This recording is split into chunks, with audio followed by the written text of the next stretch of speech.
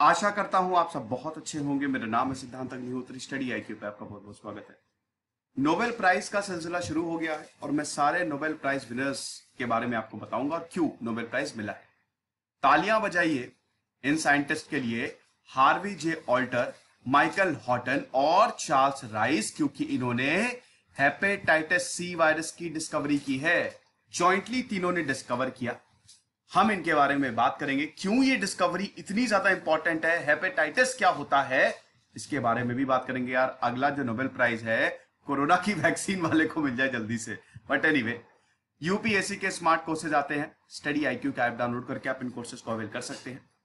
Harvey J Alter, Michael Houghton, Charles M Rice for the discovery of hepatitis C virus. ध्यान दीजिएगा, vaccine hepatitis C virus की available नहीं है। इन्होंने virus को डिस्कवर किया। बहुत जरूरी होता है ना वायरस को डिस्कवर करना।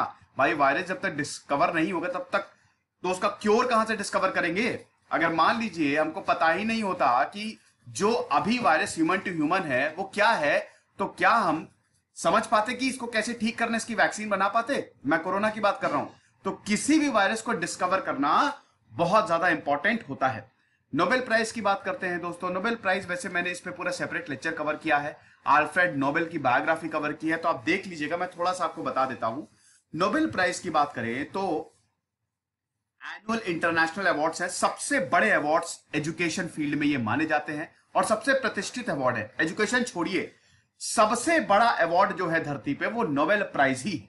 अगर आपको नोबेल प्राइज मिल गया, एक तो वन ऑफ द ओल्डेस्ट है, तो समझ लीजिए आपके वारे न्यारे हो गए, क्योंकि लगभग 8 करोड़, अगर भारत इंडियन रुपीस में बात करें, 8 करोड़ रुपए मिलते हैं। तो पैसे तो मिलते ही मिलते हैं, लेकिन जो, अरे भैया, नोबेल प्राइज विनर है। भारत में जितने भी नोबेल प्राइज विनर्स हैं उन सबकी बायोग्राफी मैंने रिव्यू किया, आप देख लीजिएगा। भारत में ज्यादा लोगों को मिला नहीं है।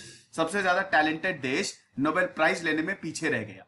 यहीं से ही साइंस लोग सीख के गए। आप एंशिएंट हिस्ट्री देखिएगा, मेरे लेक्चर देखिएगा, सब कुछ यहीं से सीख के गए और अभी हम नोबेल प्राइज नहीं ले पा रहे हैं। और जिनको नोबेल प्राइज मिला है वो भी भारत में नहीं पढ़े, वो बाहर ही पढ़े हैं। तो उन सबकी बायोग्राफी मैंने कवर की है। नोबेल प्राइज की बात करें तो इंटरनेशनल अवार्ड है, हर साल ये दिया जाता है। 6 कैटेगरीज है। अच्छा, एक चीज और, नोबेल प्राइज अल्फ्रेड नोबेल, जो कि स्वीडन के केमिस्ट थे, भैया डायनामाइट उन्होंने ही डिस्कवर किया था ना। उन्होंने अपनी वसीयत, जो है बहुत अमीर थे, अच्छा खासा पैसा था, उससे बोला कि भैया ऐसा है, जब मैं मरूं तो इससे प्राइज देना, तुम जिसका नाम रखो नोबेल प्राइज। तो 1895 5 नोबेल प्राइज को कंस्टिट्यूट किया गया, स्टैब्लिश किया गया।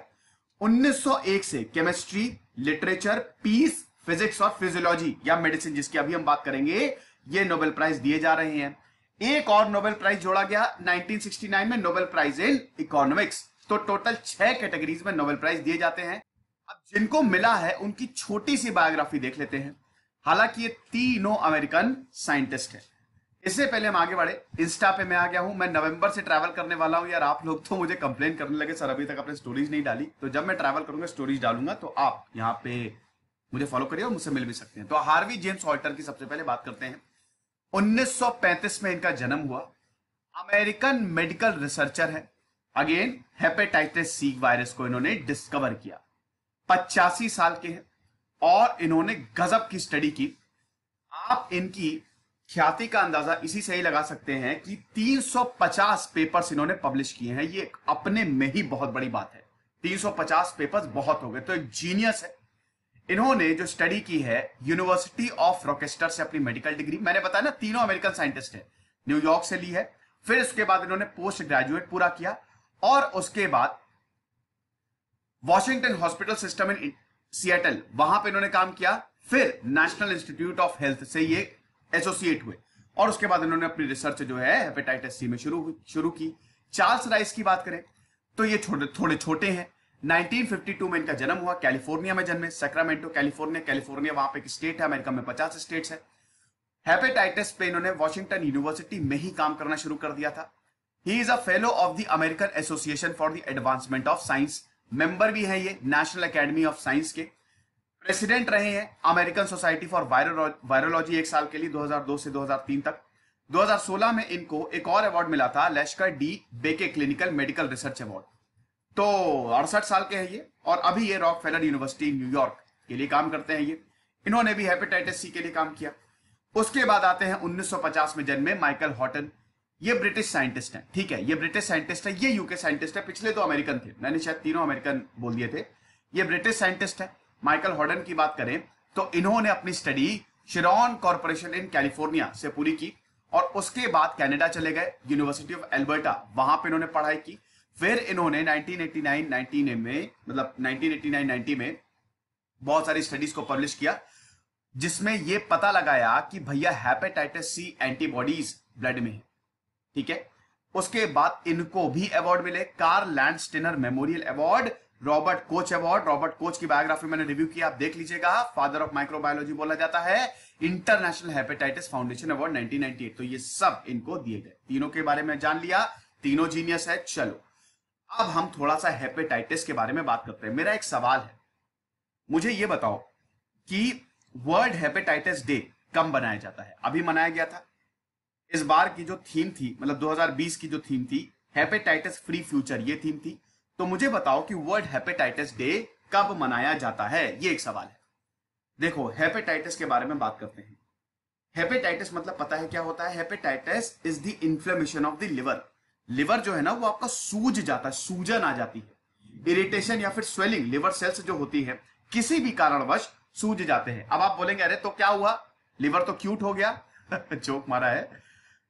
इसका मतलब ये हुआ, लिवर जब सूजता है ना आप कुछ खा नहीं पाएंगे, इतना परेशानी होती है कि मैं क्या बताऊं, बहुत हालत। क्योंकि डेंगू में मेरे साथ यही हुआ था, जब मुझे डेंगू हुआ था तो आप पानी तक नहीं पी पाएंगे, बड़ी दिक्कत होती है, ठीक है। तो खाने पीने में प्रॉब्लम और फिर दर्द तो होता ही है। और अब दोस्तों ऐसा है कि वैसे तो हेपेटाइटिस 5 तरह के होते हैं, A B C D and E. A B को सबसे पहले खोजा गया, उसके बाद सी आया। देखिए drugs, alcohol abuse, fat buildup in liver और ऑटो इम्यून प्रोसेस, ये सब कारण होते हैं जिससे आपको हेपेटाइटिस हो सकता है। ऑटो इम्यून प्रोसेस पता है क्या है? जब एंटीबॉडीज आपके ही लिवर को अटैक करना शुरू कर दे। एंटीबॉडीज वायरस को मारती है ना, ऑटो मतलब क्या हुआ? खुद का। तो खुद के ही इम्यून सिस्टम को जब एंटीबॉडीज अटैक करना शुरू करती हैं तो भी हेपेटाइटिस हो सकता है। फिर ड्रग्स की वजह से होता है, अल्कोहल अब्यूज, लिवर की प्रॉब्लम है तो लिवर में जब फैट बिल्ड हो गया, फैटी लिवर हेपेटाइटिस जिसको बोलते हैं, इन सब की वजह से हेपेटाइटिस जो है वो होता है। ए और ई जो है दे आर सेल्फ लिमिटिंग, मतलब ये खुद से ही चले जाते हैं, तो इतने ज्यादा खतरनाक हेपेटाइटिस ए और ई नहीं होते हैं। बी और सी के लिए मेडिकेशंस अवेलेबल हैं। बी और सी खतरनाक होते हैं, लेकिन अच्छी बात यह है वायरस को हमने आइडेंटिफाई कर लिया तो हमने दवाई भी बना दी। ध्यान दीजिएगा, अभी तक हेपेटाइटिस सी के लिए वैक्सीन नहीं आई है, ठीक है।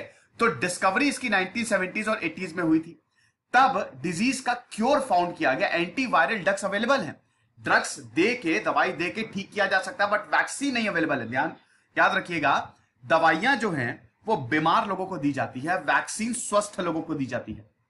वैक्सीन आपको देंगे ताकि आपका इम्यून सिस्टम जो है एंटीबॉडीज डेवलप हो जाए, जब वायरस अटैक करे तब आसानी से आपकी बॉडी उससे लड़ सके। ये समझ रहे ना, इतना फर्क आप जरूर याद रखिएगा। वर्ल्ड हेल्थ ऑर्गेनाइजेशन के हिसाब से आप देखिए, भारत में तो हेपेटाइटिस होता है, अच्छा खासा होता है। 7 करोड़ लोगों को दुनिया भर में हेपेटाइटिस है। 60 लाख से 1 करोड़ तो खाली भारत में ही है। भारत में बीमारियां बहुत ज्यादा है, भारत में डायबिटीज सबसे ज्यादा है। भारत एड्स के भी मामले में हमारा हेल्थ सिस्टम हमको बहुत ही रॉबस्ट करने की जरूरत है, वरना प्रॉब्लम होगी। क्रॉनिक इन्फेक्शन मतलब हेपेटाइटिस सी जो है, ये सिर्फ हेपेटाइटिस सी वायरस की बात हो रही है, अगर सारे हेपेटाइटिस को मिला दे तो और ज्यादा हो जाएगा, ठीक है। 2016 में इस वायरल इन्फेक्शन से 4 लाख लोगों की मौत होती है दुनिया भर में। और ध्यान दीजिएगा, अगेन वैक्सीन अभी तक इसकी डेवलप नहीं हो पाई है, तो इनको डिस्कवरी ऑफ वायरस के लिए, हेपेटाइटिस सी वायरस के लिए अवार्ड मिला है, ना कि वैक्सीन की डिस्कवरी के लिए। तो इस चीज में कंफ्यूजन नहीं होना चाहिए। हेपेटाइटिस सी के पहले हेपेटाइटिस ए जो था वो हमने डिस्कवर कर लिया था। हेपेटाइटिस ए वायरस जो था वो कंटामिनेटेड फूड एंड वाटर के थ्रू जो है वो स्प्रेड होता है, और जैसा कि मैंने बताया लिवर इन्फ्लेमेशन होता है। मैंने बताया ना, हेपेटाइटिस ए और ई दे आर सेल्फ इम्यून, खुद से ही ठीक हो जाएंगे, सेल्फ कंटेन है। लेकिन बी और सी जो है वो थोड़े से खतरनाक होते हैं। तो हेपेटाइटिस बी को भी डिस्कवर कर लिया गया था 1960s में। अब इसके बाद हेपेटाइटिस सी की डिस्कवरी शुरू हुई। हेपेटाइटिस बी जब डिस्कवर किया तो क्या था कि देखिए, हम जो है वो पेशेंट्स को ब्लड देते हैं, खून की जरूरत पड़ती है, लेकिन अगर उस खून में ही वायरस हो तो आप क्या करेंगे? आप गए काम से, दूसरा पेशेंट भी इन्फेक्ट हो जाएगा ना। एचआईवी और हेपेटाइटिस के साथ यही होता है, एचआईवी के साथ भी यही होता है। एचआईवी में जहां पे भी फ्लूइड का ट्रांसफर हुआ ना, बहुत प्रॉब्लम हो जाती है, उसको एचआईवी हो जाएगा। ठीक है, जहां पे भी ब्लड से ब्लड टच हुआ या ब्लड से दूसरी बॉडीज में अगर आपके फ्लूइड गए जिसको एचआईवी है, तो उसको वो वायरस कैच कर लेगा। ठीक है, तो हेपेटाइटिस के साथ भी यही होता है। अगर इंफेक्टेड ब्लड है तो आप नहीं दे सकते, इसीलिए हमको इस वायरस को आइडेंटिफाई करना इतना ज्यादा इंपॉर्टेंट है और इसीलिए इस डिस्कवरी की इतनी ज्यादा सिग्निफिकेंस है। दोस्तों, इस बार भी जो नोबेल प्राइज इन मेडिसिन है वो बहुत ही मैक्रो वर्क्स के लिए दिया गया है। मैक्रो वर्क्स मतलब क्या? बहुत बड़े कामों के लिए। ये देखिए, अब डिस्कवरी जो है ना, ये आज से नहीं, 1970 से चल रही है। 1970 से लेकर 30-40 साल का काम है और नोबेल प्राइज अब मिला है। तो यही खासियत है साइंस की। साइंस जो है वो पेशेंस मांगती है, लेकिन उसके बाद जो फल है ना वो पूरी दुनिया को मिलता है। लाखों करोड़ों लोगों की इससे जानें बच गई हैं। तो हुआ क्या कि जब 1960s में हेपेटाइटिस बी को डिस्कवर किया, तो अच्छा, हेपेटाइटिस बी की डिस्कवरी वाले को भी, मतलब जो साइंटिस्ट थे बरूच ब्लूमबर्ग, उनको भी 1976 में नोबेल प्राइज मिला। मैंने बताया ना, 1901 से ये नोबेल प्राइज दिया जा रहा है। पहले 5 में दिया गया, 5 कैटेगरीज में दिया गया। 1969 में इकोनॉमिक्स भी ऐड किया गया। तो 1976 में हेपेटाइटिस बी वायरस के डिस्कवरर को भी, बरूच ब्लूमबर्ग जो थे, उनको भी नोबेल प्राइज मिला। लेकिन उसके बाद क्या हुआ, ये पाया कि हेपेटाइटिस बी तो ठीक है, ये वायरस डिस्कवर हो गया है, लेकिन जब सैनिटाइज्ड ब्लड जो हम दूसरे पेशेंट को दे रहे हैं जिनको हेपेटाइटिस ऑलरेडी है, खाली 20% देयर वाज प्रिवेंशन, 80% को हेपेटाइटिस स्टिल हो रहा था। यानी कि कोई एक ऐसा वायरस है जिसको हम पकड़ नहीं पा रहे हैं। उसके बाद रिसर्च जो है वो शुरू हो गई। हेपेटाइटिस बी के अलावा शायद और भी कैटेगरी है हेपेटाइटिस की, और ये काम लिया अल्टर साहब ने, जिनको नोबेल प्राइज मिला है। अल्टर ने ब्लूमबर्ग के साथ, ब्लूमबर्ग जिनको नोबेल प्राइज हेपेटाइटिस बी के लिए मिला था, अभी मैंने बताया, उनके साथ कोलैबोरेट किया और काम करना शुरू किया। नेशनल इंस्टीट्यूट ऑफ हेल्थ में इन्होंने काम करना शुरू किया। काफी वक्त तक काम करते रहे। ब्लड बैंक गए, ब्लड्स को ही देखेंगे ना भैया, ब्लड में ही तो वायरस है, तो ब्लड बैंक गए, वहां पे एंटीजन, एंटीबॉडीज, पूरा रिसर्च जो है इन्होंने शुरू की।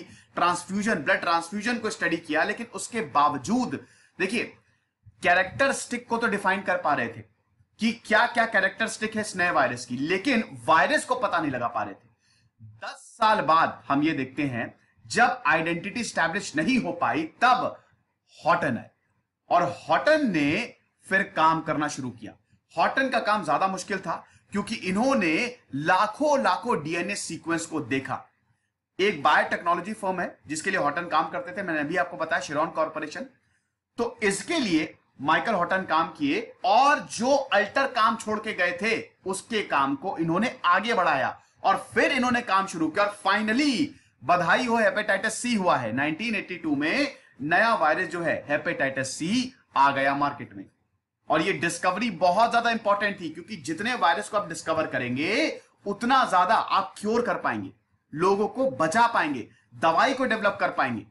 1997 में चार्ल्स राइस ने वॉशिंगटन यूनिवर्सिटी, जो कि तीसरे हैं जिनको नोबेल प्राइज मिला है, वॉशिंगटन यूनिवर्सिटी में काम करना शुरू किया कि यही वायरस क्रॉनिक हेपेटाइटिस, यही रीजन है क्रॉनिक हेपेटाइटिस ह्यूमन बींग्स में।